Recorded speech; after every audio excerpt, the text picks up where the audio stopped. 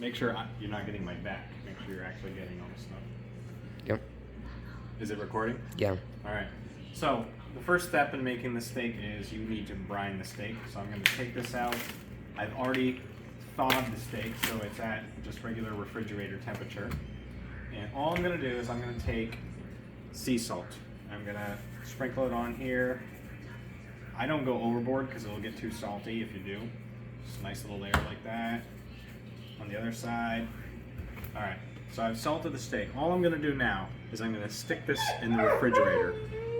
And it should brine, you wanna brine for at least 4 hours. But I mean, if you just do 1 hour, it'll still be fine if you wanna cook it that way. But you can put it in 4 hours. If it ends up in there 24 hours, you'll be fine as well. So here we go, we're gonna go put it in the fridge.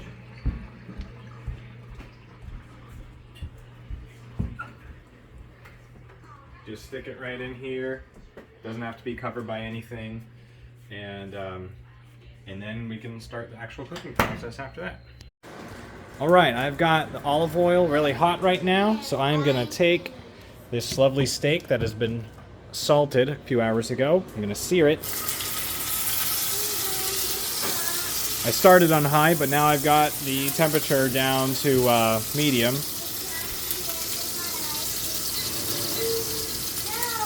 So I'm going to let that sear on that side, and then after it's seared, I'm going to flip it over, and then I'm going to take that temperature and bring it right down.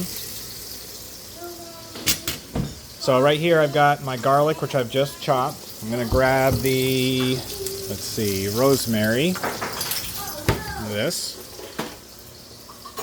But before I put that in, I'm going to grab a spoonful of butter. Let's see how this is looking. I had it pretty hot, so flipping that steak over now. Gonna bring this temperature down a bit. Now I'm gonna grab this spoonful of butter.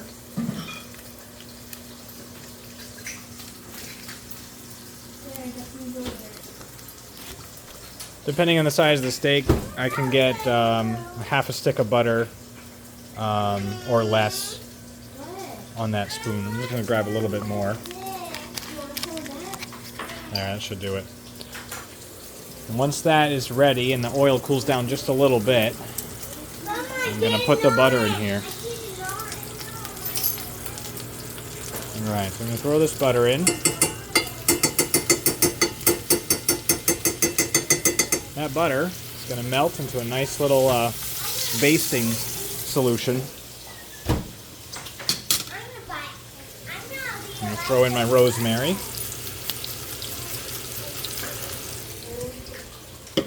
I'm going to take this garlic, put it in. I'm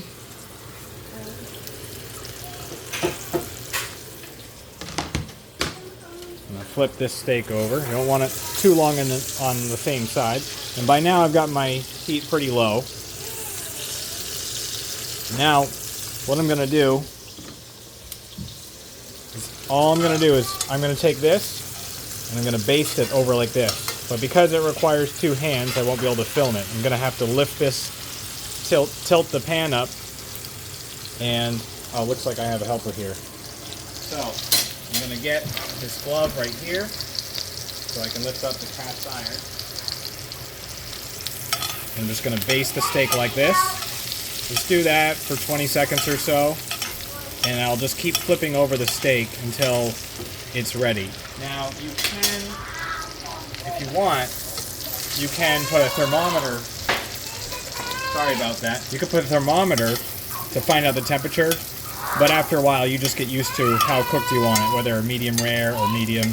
So I'm going to just do this a few times, probably 2 more flips, just constantly basting over and over, and then it will be ready. Then you want to let your steak rest for 5 minutes.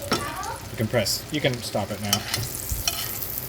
Alright, so I flipped it over a few more times. I kept basting it. Now it's about ready. I've turned off the burner. So now I get to bring the steak over to my plate. Grab this.